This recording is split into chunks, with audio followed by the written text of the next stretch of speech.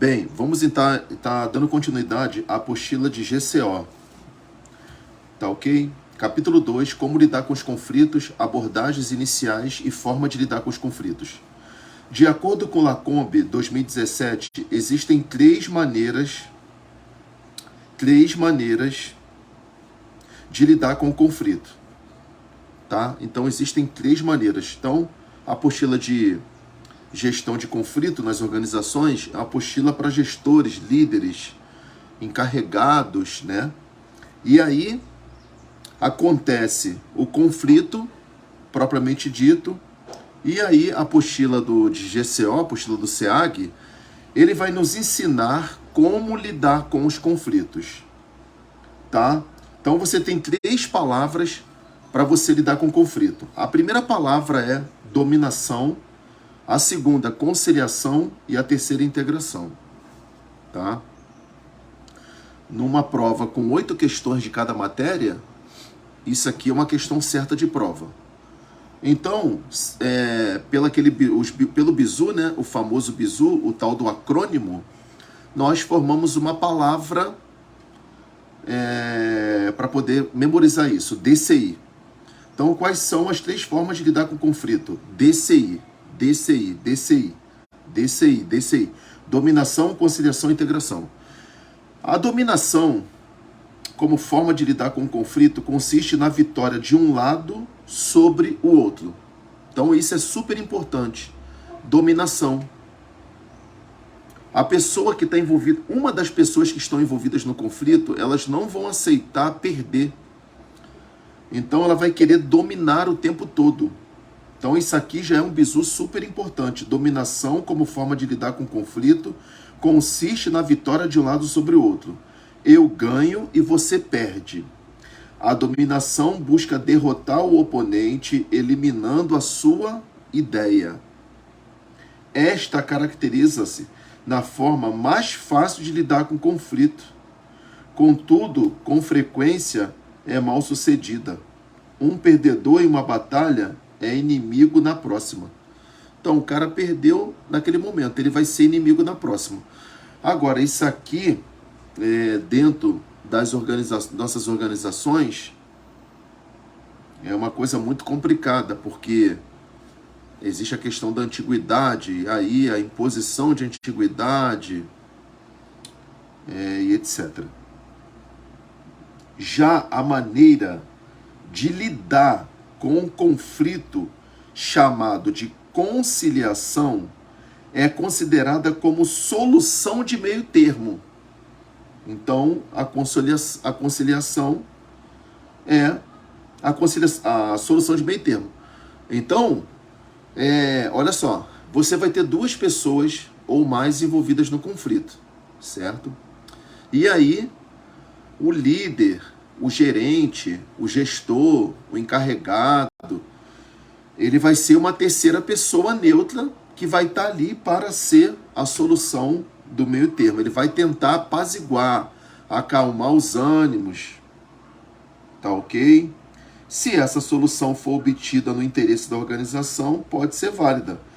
Mas se for no interesse de uma das partes, será prejudicial. Olha o que ele está falando. Se a solução for obtida no interesse da organização, pode ser válida. Quando ele fala em interesse da organização, ele está falando na cultura da organização. Porque o interesse da organização é que os dois se saiam bem dessa situação conflituosa. Ele não quer que uma saia e a outra não.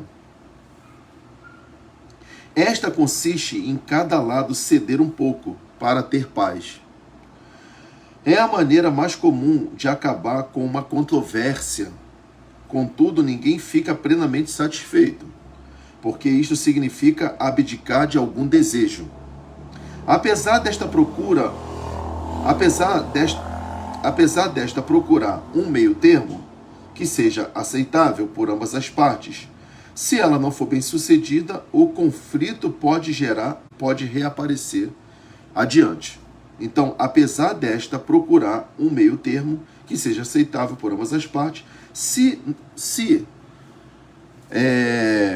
essa conciliação ela não for bem sucedida, o conflito pode aparecer mais lá na frente. Então a gente acabou de estudar dominação e conciliação. Por último, tem-se a integração, tá? Então, dominação, conciliação, integração. Esta trata-se da descoberta de uma solução para o conflito. Esta trata-se da descoberta de uma solução para o conflito, em que todos encontram algum espaço. Neste caso, as partes envolvidas trabalham ativamente para encontrar uma solução de modo que ninguém tenha que sacrificar alguma coisa. Então, a integração é a integração de ideias, tentar integrar ideias, sem que nenhum se sinta prejudicado. Diferentemente da conciliação que lida como que já existe, então, diferentemente da conciliação que lida como o que já existe, não havendo criação, a integração cria algo novo, envolvendo uma solução criativa. Caraca, envolve uma solução criativa. Ou seja, o conciliador, ou melhor, o gestor, o mais antigo, ele vai pegar as ideias contrárias e vai acabar criando uma solução criativa, ou a eliminação de barreiras psicológicas. Show de bola. Na integração, busca-se todas as possibilidades, junto com o oponente. Na integração, busca-se todas as possibilidades, junto com o oponente, para solucionar o problema até que se encontre uma alternativa que seja aceitável por todos. O primeiro passo, tá? O primeiro passo para a integração como forma de se buscar resolver o conflito, solucionar o conflito, é explicitar as diferenças. É igual ao casamento, né? O casamento, existem as diferenças, e nessas diferenças que você tem que construir o amor no dia a dia, a construção de um lar equilibrado. Então ele está falando o quê? Explicitar as diferenças. Não podemos esperar integrar nossas diferenças a menos que saibamos quais são. Então, a primeira regra para se obter a integração, essa frase é importante, tá? Então, a primeira regra para se obter a integração é colocar suas cartas na mesa. Quando ele fala colocar suas cartas na mesa, é desarmar. É desarmar. A gente fala muito na igreja isso. Você precisa estar aconselhando um casal. O casal está em guerra. Então, tem que desarmar. Tem que abrir o coração, deixar se quebrantar, né? Colocar a carta na mesa, primeiro passo na integração. Enfrentar a verdadeira questão. Revelar o conflito. Trazer coisas claras. Cara, isso aqui, alguma coisa, isso aqui é importante, cara. E você vê que o SEAG, ele busca, tira questões, as pessoas, busca, como é que é? Eu vi muito falar assim, questões de rodapé de página. Não vai nessa não. Se alguém falar para você, vai no rodapé da página, não vai só em rodapé de página não. Porque aqui está no meio da página, aqui no segundo parágrafo, ele está dando um bizu super importante. Então, a primeira regra para se obter integração, primeiro, é colocar a carta na mesa, é enfrentar a verdadeira questão. É enfrentar a verdadeira questão. Quando ele fala enfrentar a verdadeira questão, é procurar solução. É procurar solução. E revelar o conflito. E trazer a coisa toda às claras. Então tem que trazer as claras, tem que ser claro, tem que ser transparente. Trazer os desejos de cada lado envolvido no conflito é um lugar comum que permite que esteja sempre claramente avaliados e frequentemente reavaliados. Então, trazer os desejos de cada lado envolvido no conflito é um lugar comum que permite que estes estejam claramente avaliados e frequentemente reavaliados. Nesse ponto, há tendência de surgir uma ideia criativa que requer inteligência, percepção, ajuda inventividade brilhante que permita que todos fiquem satisfeitos. Contudo, nem sempre é possível alcançar a integração, e nesses casos, tem-se a dominação e a conciliação. Então, você está vendo aqui que a integração é o lado mais brando, né? É o lado mais brando da coisa, beleza? Vamos lá, então. Então, aqui, nesse segundo parágrafo, o primeiro passo para a integração como forma de se buscar, de resolver o conflito, explicitar diferenças. Então, isso é importante grifar nesse parágrafo. No parágrafo anterior, importante para a prova, é a última linha, né? Começa ali, ó, a integração cria algo novo, envolvendo uma solução criativa ou a eliminação de barreiras psicológicas. É importante. O início também do parágrafo é importante. Agora, no primeiro, segundo, terceiro, no quarto parágrafo, agora, até o ponto, essa primeira oração é importante. O conflito pode ser pessoal ou funcional. Tá? O conflito pode ser pessoal ou funcional. Ponto. Será pessoal se for causado por interesses pessoais. Será pessoal se for causado por interesses pessoais, geralmente em função de valores ou desejos diferentes. Então, se é pessoal, vai envolver valores ou desejos diferentes, ideias diferentes. Agora, pode sublinhar, o conflito funcional é, em geral, provocado pela competição. O conflito funcional é, em geral, provocado pela competição, por recursos limitados. Pela competição por recursos limitados ou atribuições mal definidas, gerando superposições de responsabilidades ou demandas incompatíveis com as possibilidades da pessoa. Então, esse é o conflito funcional. Conflito pessoal vai envolver valores ou desejo diferente, ideia diferente. Já o funcional é, em geral, provocado pela competição por recursos limitados. Então, envolve recursos, né? Recursos limitados ou atribuições mal definidas, gerando superposições de responsabilidades ou demandas incompatíveis com as possibilidades da pessoa. Muitos conflitos derivam de comunicação ambíguas ou mal feitas. Nós já vimos dois casos que tratam da questão da comunicação. Não sei se você está lembrada, quando nós falamos a respeito dos sintomas da... Vamos abrir na página 20, a página 20, por favor. Na página 20 da apostila de GCO,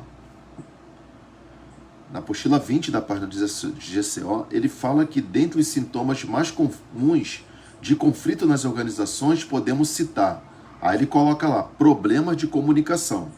Então, problema de comunicação é um sintoma. Problema de comunicação é um sintoma. Então olha só. Coisa bem rápida, para poder não coisar. Ó, na página 20, então, problema de comunicação é um sintoma de conflito nas organizações. Se você for na página 12, ele fala aqui, ó, na página 12, no item D de dado, com relação às principais causas do conflito, comunicações inadequadas. Então, as principais causas. Aí lembra que eu falei que são 11. São 11 as principais causas. Então, na página 12 de GCO, no item D, ele fala comunicação inadequada. Então, comunicação inadequada é uma causa do conflito. Na página 20, problema de comunicação, sintoma de conflito. Na página 22, quando ele fala lá, ó, nas causas de conflito, antecedentes causas, dentre os principais antecedentes causas de conflito. O que que antecede? No item H, na letra H, ele fala obstáculos na comunicação. Olha lá, obstáculo na comunicação. A comunicação é essencial para a cooperação e as dificuldades semânticas podem interferir e impedi-la, gerando potencial para o conflito. Tanto o excesso de comunicação quanto a comunicação deficiente podem aumentar o potencial para o conflito. E agora, na página 29, no conflito funcional, ele fala, em geral, provocado pela composição, pelos recursos limitados, atribuídos e mal definidos, gerando superposição de responsabilidades ou demandas incompatíveis com as possibilidades da pessoa. Muitos conflitos derivam de comunicação ambíguas, né? Comunicações contrárias ou mal feitas. Então, essa comunicação aqui ela é ambígua ou mal feita, que foram interpretadas erradamente pelo emissor ou pelo receptor. Ok? Bem, um conflito bem resolvido deve. Então aí ele o conflito já foi resolvido, o gestor, graças a Deus, ele chegou para resolver o problema, o mais antigo, o líder, seja quem for. Aí beleza, um conflito bem resolvido deve, 2 pontos, gerar um acordo. Então o conflito gerou um acordo. Estabelecer relações mais amigáveis. Estabelecer relações mais amigáveis. Aprendizado sobre os fatos envolvidos. Aprendizado sobre os fatos envolvidos. Então, gerar acordo, estabelecer relações mais amigáveis, aprendizado sobre os fatos envolvidos é as consequências de um conflito bem resolvido. O conflito pode ser altamente negativo para a organização, mas se for adequadamente conduzido, olha só, uma ressalva. Quando ele diz assim, o conflito pode ser altamente negativo para as organizações, isso aqui me traz uma leitura que ele já estava entendendo que o conflito ele vai surgir nas organizações. Os conflitos eles vão surgir. Agora, se ele for adequadamente conduzido, pode ser uma fonte de soluções criativas e de oportunidades para encontrar novos caminhos, para compreender melhor os oponentes, dissipando dúvidas e desacordos. No livro Arte da Guerra, ele fala a respeito disso, né? Eu já vi pessoas falando sobre isso, consequente em relação à questão de oponente, você não se distanciar, se aproximar, buscar soluções, isso é super importante. Página 30. Os conflitos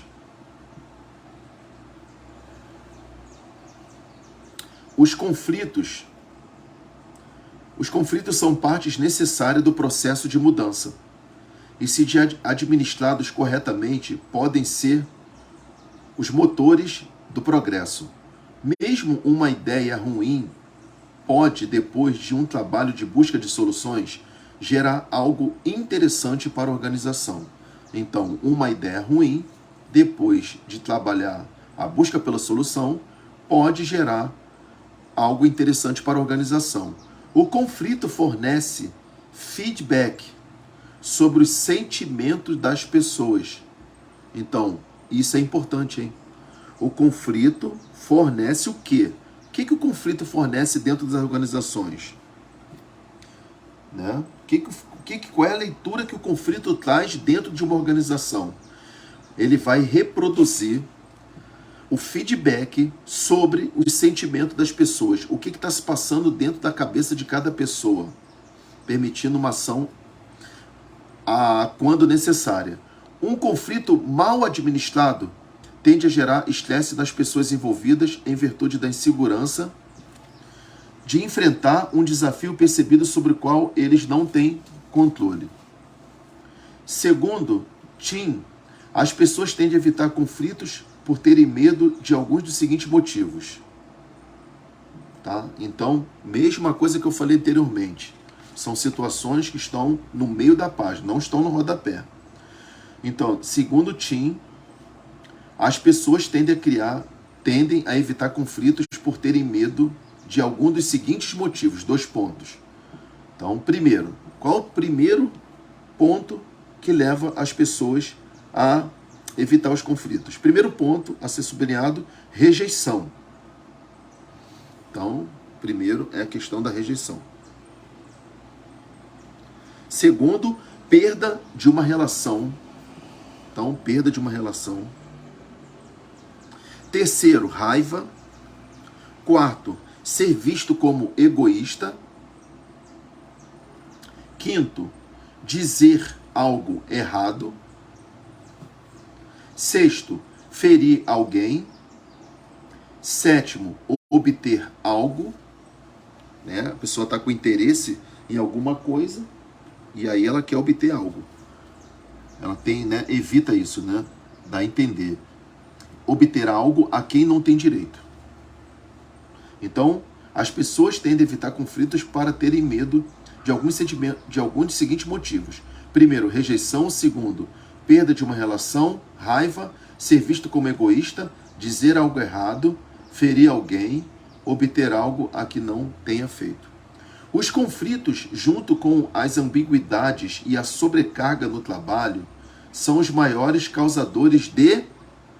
Então, se numa prova ele perguntar quais são os maiores causadores do estresse dentro das organizações? A ambiguidade são as ideias contrárias e a sobrecarga no trabalho. Tá? Isso aí são causadores do estresse. Então é importante anotar isso. O resultado de um conflito está principalmente relacionado à forma como este é tratado. Já vimos isso. A administração deste envolve questões que compreendam a dinâmica organizacional e fatores como a tendência a se assumir determinada posição diante de situação padrão, estrutura organizacional, comunicação, postura gerencial, entre outros. Os conflitos, importante para poder ratificar, os conflitos não devem ser ignorados ou simplesmente eliminados. Então, pode marcar. Deve-se administrá-lo de forma eficiente, o que envolve seu monitoramento.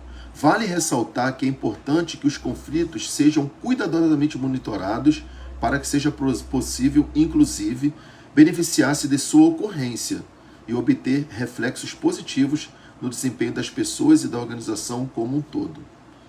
Há contextos em que o fato gerador de um conflito se mostra como sendo de grande importância. Nesses casos, as pessoas tendem a diminuir posições mais assertivas e às vezes até combativa. Por outro lado, quando o aspecto causador do conflito parece ser de baixa importância, as pessoas tendem a apresentar comportamentos passivos e a aceitar as coisas que se resolvam naturalmente. Então, não dá bola para aquele conflito. Só que ele, mesmo que ele tenha um grau, entre aspas, um grau de importância pequeno, mesmo que não se resolva de imediato, ele pode virar um incêndio de grandes proporções. Pode virar uma bola de neve. Entre esses dois extremos, quando as questões... Então, beleza. Esses dois extremos. Conflitos de grande importância, conflitos de pouca importância. Quando as questões são de média importância, o comportamento mais comum, ainda tem um de média importância. O comportamento mais comum é aceitar que o conflito seja julgado e resolvido por terceiros. Então ele pode perguntar na prova. Conflitos que podem ser julgados e resolvidos por terceiros são conflitos de pequena importância, média importância ou grande importância. Conflitos de média importância. E aí num conflito de média importância, você vai precisar da atuação de uma terceira pessoa que, nesse caso, São os líderes, gestores, os mais antigos, os encarregados. É posição comum assumir que não existe uma forma que possa ser genericamente vista como melhor ou pior para tratamento de conflitos. É necessário, portanto, diagnosticar cada situação, estabelecer uma relação caso-efeito. Então, repetindo, agora uma coisa super importante, ó. É posição comum assumir que não existe uma forma que possa ser geralmente vista ou melhor ou pior para tratamento de conflitos. É necessário, portanto, diagnosticar cada situação, estabelecer uma relação de causa e efeito, entender a natureza, a dinâmica e as variáveis envolvidas, a fim de que se possa gerenciá-las adequadamente. Em termos gerais, o que se pode fazer é encontrar ponto de convergência entre os grupos ou pessoas envolvidas. Isso a gente viu lá atrás, né? E estimular o redirecionamento das posturas, evitando assim possíveis consequências negativas dos conflitos ocasionadas por seu caráter competitivo. As pessoas apresentarão diferente comportamento diante de situações conflituosas, os quais podem ser classificados quanto ao nível de assertividade. Então existe uma classificação de conflitos, tá? Quanto ao nível de assertividade com que se posicionam também, as pessoas apresentarão diferente comportamento diante de situações conflituosas, os quais podem ser classificadas quanto ao nível de assertividade com que se posicionam e também quanto à disposição que se tem em colaborar com outra parte envolvida. Importante para a prova. Isso aqui caiu na minha prova. A assertividade está relacionada ao grau de importância dado por parte ao interesse que está sendo defendido. Já a disposição para colaborar está relacionado ao interesse demonstrado por envolvido em atender às necessidades de outra parte. Os estudos de Rocha e Duran mostram que o cruzamento dessas duas variáveis dá origem a 5 posturas a serem assumidas diante de um conflito. Só vou tomar uma água e volto, tá? Rapidinho, por favor.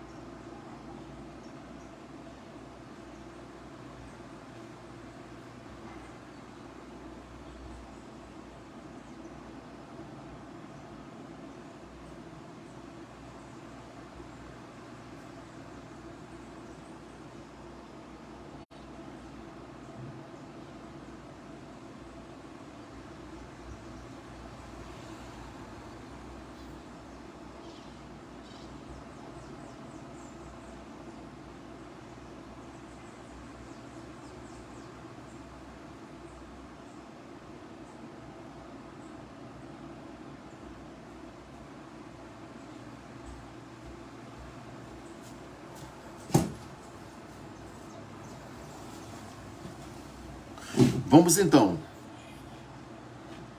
Agora nós vamos ver as 5 posturas a serem assumidas diante de um conflito.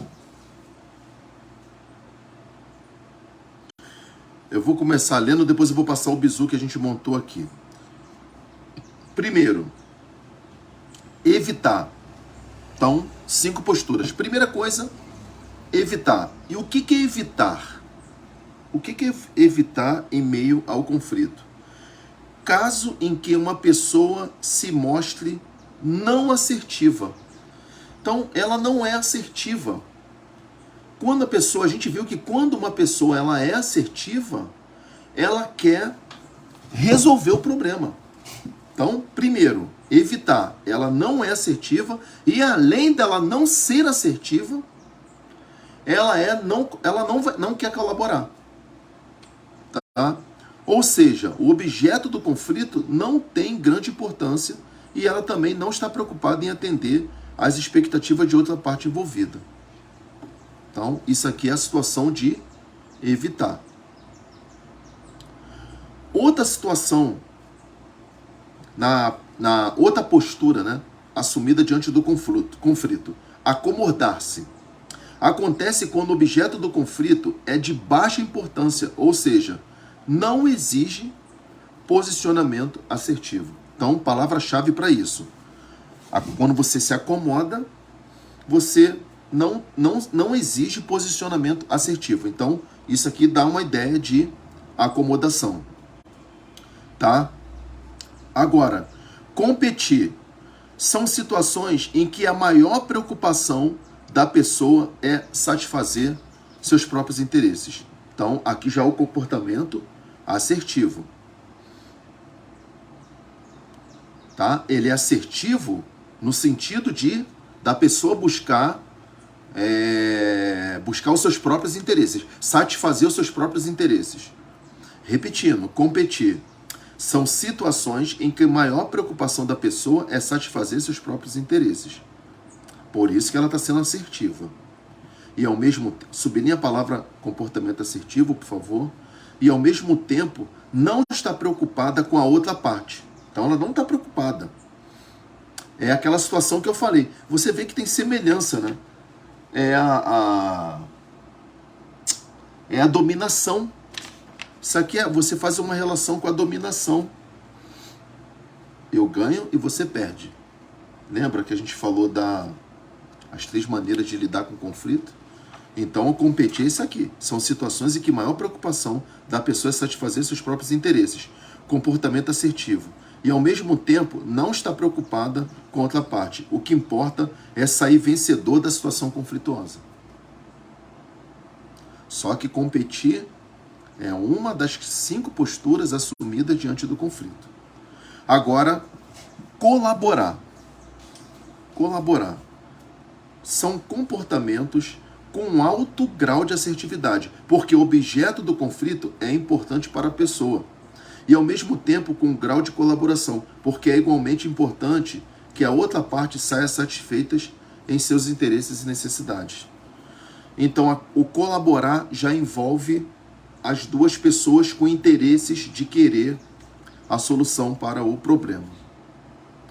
Negociar ou conceder ocorre quando há moderada assertividade, ou seja, disposição para abrir mão de alguma coisa. E moderada é intenção colaborativa, esperando-se também que a outra parte esteja disposta a abrir mão de alguma parte de seus interesses em função da busca pelo consenso. Então, beleza. Então, só fazendo uma reflexão disso aqui. Primeiro, o evitar. O evitar, a pessoa é não assertiva, não colaborativa, por quê? Por causa do baixo grau de importância do conflito. Ela deixa por si só. Acomodar, não existe posicionamento assertivo. Mas a pessoa considera importante satisfazer os interesses de outra pessoa, da outra parte. Competir, comportamento assertivo. É a mesma coisa que a dominação. Mesma coisa que a dominação. Ela vai ter um comportamento assertivo no sentido de buscar aquilo que ela quer. Colaborar, alto grau de assertividade. Ou seja, ela é assertiva e ela colabora, porque é igualmente importante que a outra parte saia satisfeita em seus interesses e necessidades.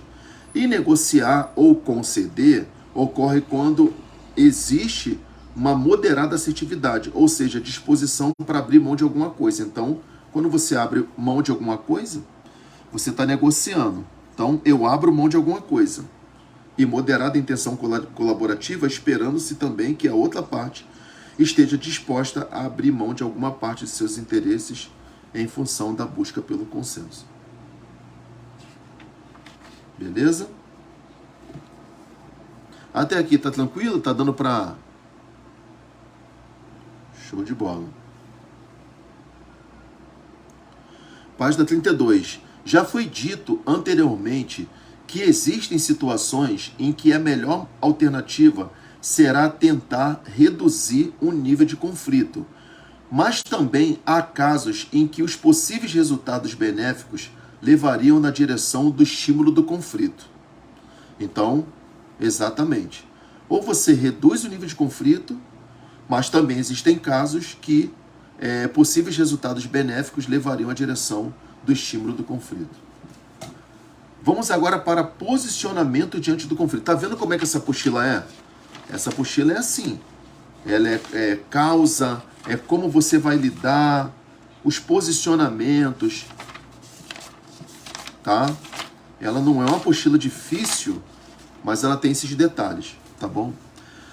Vamos então. Bizu aqui. Nós criamos um bizu para as 5 posturas assumidas diante de um conflito, né? A gente tentou criar alguma coisa para poder a gente memorizar isso. Então a gente, mesma coisa, o acrônimo. Pegamos as iniciais e criamos a palavra SECAM. Então, quais são as 5 posturas assumidas diante do conflito? SECAM. Aí você pode colocar competir, evitar, colaborar, acomodar-se e negociar. SECAM. Porque a prova, ele pode tanto cobrar, quais são as 5 posturas assumidas diante do conflito? Letra A, evitar, vírgula, acomodar-se, vírgula, competir, vírgula. Ou então, aí na B, ele vai repetir a mesma coisa, aí vai colocar uma outra palavra. Ele pode colocar esse tipo de questão, ou ele pode cobrar coisas, as características de cada postura. Por isso que a gente cria esses acrônimos para poder a gente lembrar.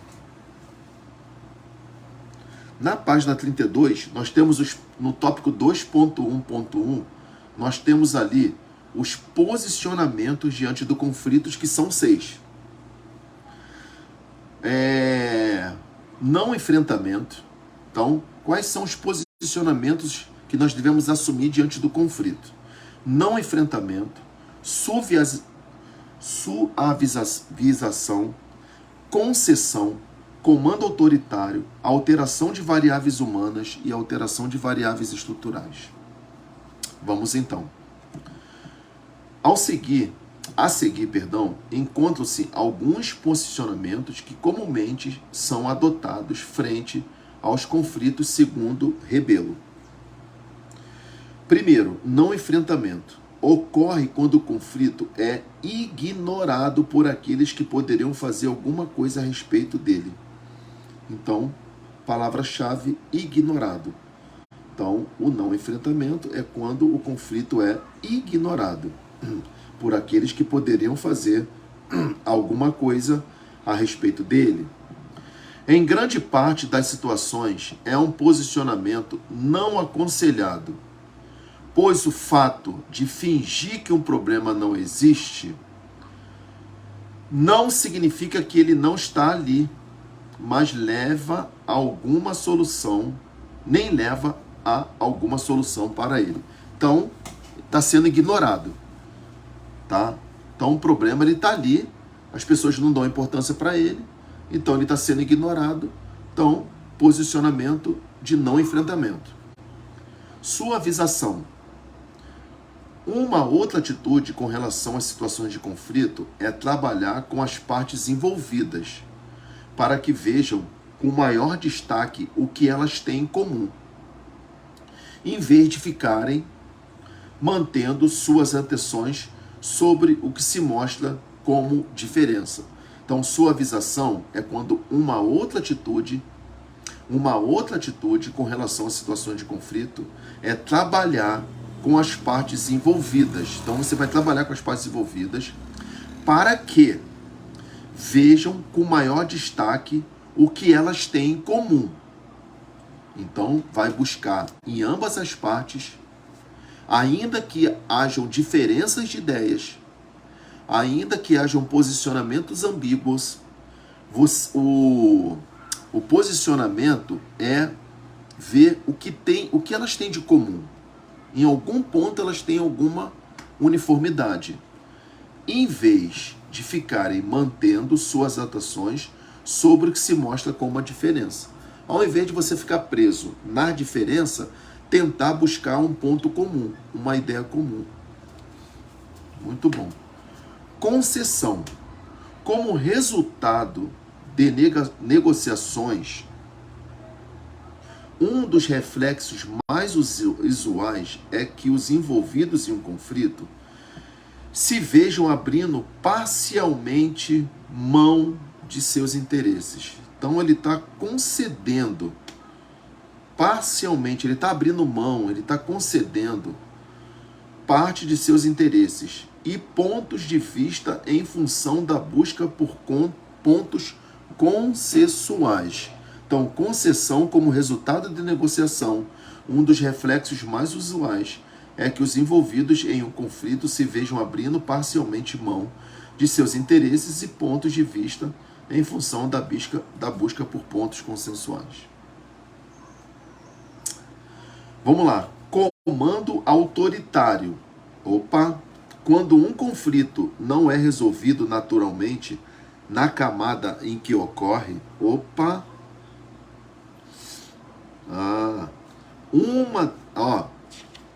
olha só, vamos dar uma pausa? Vamos lá, vamos voltar rapidamente para a gente fechar com uma coisa que a gente leu na página 20, lá nos sintomas mais comuns de conflitos, na letra D. Olha só, olha o que está escrito na letra D em relação a sintomas de conflitos. Constantes intervenções de escalões superiores em conflitos que poderiam ser resolvidos em níveis hierárquicos inferiores. Escala de arbitragem. O que se poderia ser resolvido entre os graduados,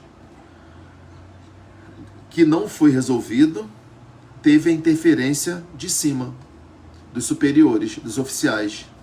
Isso é o que? Escala de arbitragem. É exatamente o que ele está falando aqui, comando autoritário. Quando um conflito não é resolvido naturalmente na camada em que ocorre, uma das saídas seria ver uma medida impositiva por parte daqueles que estão hierarquicamente em posição superior. Escala de arbitragem. Nesses casos, você há de convir que, ainda que aparentemente se chegue a uma solução, o que pode, na verdade, ocorrer é o abafamento involuntário. Então, os caras estão ali, manda quem pode, obedece quem tem juízo. Então, ele fala da palavra abafamento involuntário dos interesses daquela parte que não for favorecida pela decisão tomada. Então, no posicionamento diante do conflito, esse é o comando autoritário. Alteração das variáveis humanas. Alteração das variáveis humanas. Consiste em trabalhar comportamentos e atitudes visando a obtenção de acordos. Então, alteração de variáveis humanas.